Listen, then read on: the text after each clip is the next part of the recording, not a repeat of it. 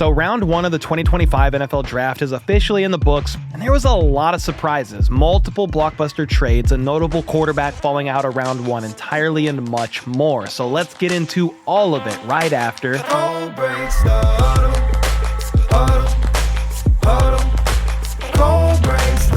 right, round one did not disappoint. Let's just get right into it. Cam Ward, first overall. Understandable. We knew that was going to happen. But here's where things got quickly, not out of hand, but just very surprising. Travis Hunter was taken second overall. Okay, that's not a surprise. But it was a trade up from pick 5 to pick 2 from the Jacksonville Jaguars, which was, definitely surprising. Meanwhile, the Browns took Mason Graham at 5th overall. And so they are pairing Mason Graham up next to Myles Garrett, and you really do love to see that. For the Jags with Travis Hunter, they need weapons.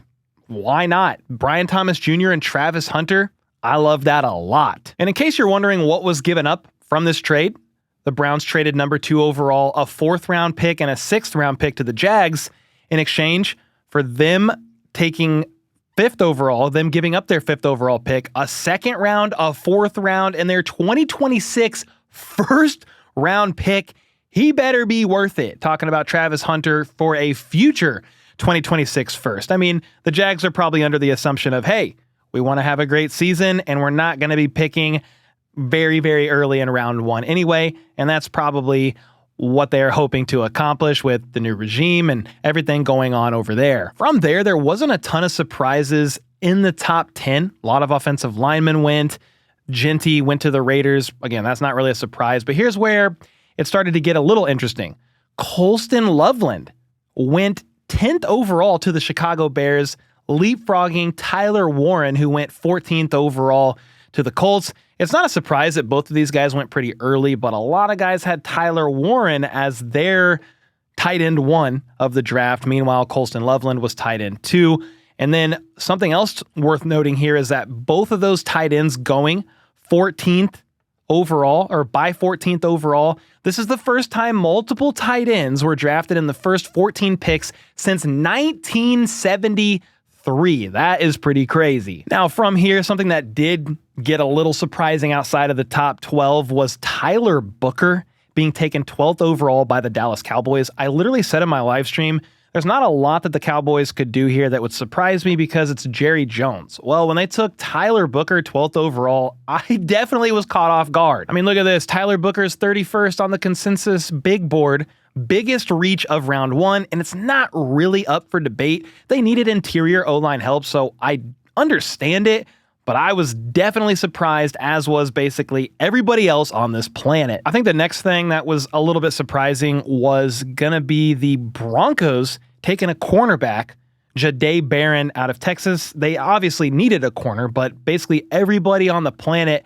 mocked Omarion Hampton, the running back out of North Carolina, to the Broncos at pick 20, but instead, Harbaugh gets a quality running back. That's what he wants to do. He wants to build up the O-line and run the ball down your throat, and that's exactly what he's going to hopefully achieve with the 1-2 punch of Najee Harris and Omarion Hampton, and then Hampton obviously could be their running back of the future. That's a great pick for the Chargers. Then the very next pick, the Packers, obviously the draft was at Lambeau in the area. They took a first-round wide receiver for the first time since 2002, and that's going to be Texas wideout Matthew Golden, who ran a 4.2940, the fastest time of any receiver in this year's class. It was definitely something the Packers needed. Christian Watson tore his ACL. He should be back playing this season, but you really needed wide receiver help, and you get a quality wide receiver, and the crowd went absolutely wild. Home crowd, you really do love to see it. That pick in particular was a lot of fun. And from there, back-to-back trades proceeded to happen as you were nearing the end of round one, and that wasn't even the last trade of the night, but let's get into it here.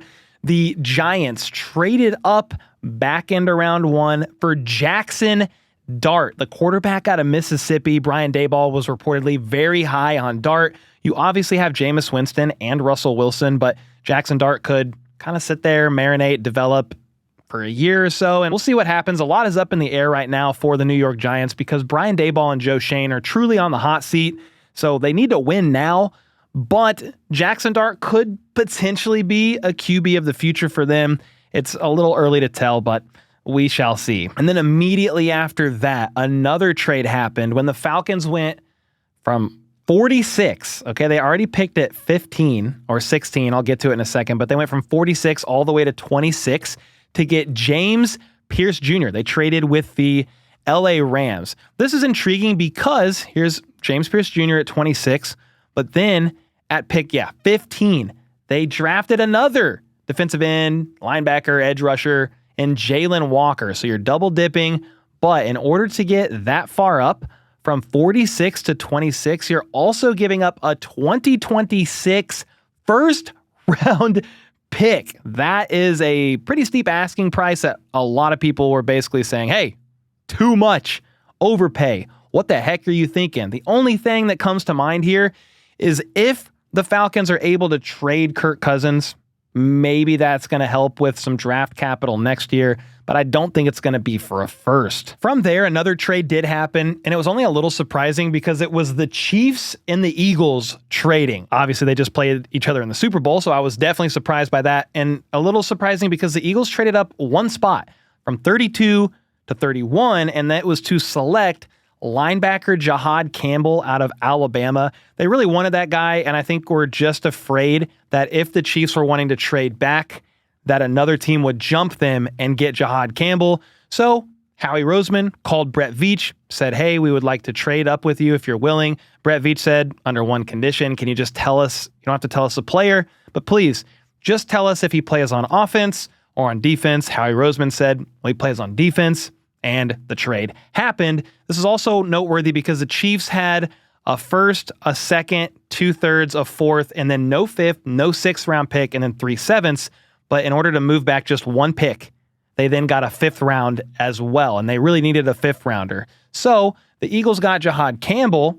That's who they wanted all along. And the Chiefs got who they wanted all along. An offensive tackle, Josh Simmons, could be a steal of the draft, but we won't really know for years to come. I'm trying not to let my Chiefs bias show here because the injury that Josh Simmons suffered was very serious, a patellar tendon injury, but he was, in a lot of people's draft boards, offensive tackle one of this entire class before he tore his patellar tendon 6 or so games into his season last year with Ohio State. He only allowed like a couple of pressures, 0 sacks his last year, got better every single year.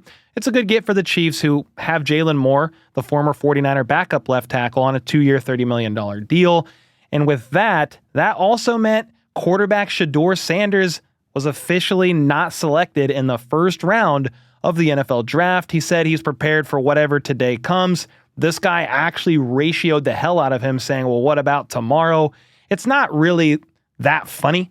Like, players want to get drafted, but because of the name attached, because of his dad and all that stuff, some people are really enjoying the fact that Shedeur Sanders fell out of round 1. I don't really care, but I do think he's going to be selected pretty early in round 2, potentially to the Cleveland Browns. But you guys got to let me know your thoughts in the comments down below. How surprised were you that Shedeur Sanders fell? And what were some of the most surprising things that happened in this year's draft, at least in round 1? Let me know either way in the comments down below. And with that, I'll see y'all next time.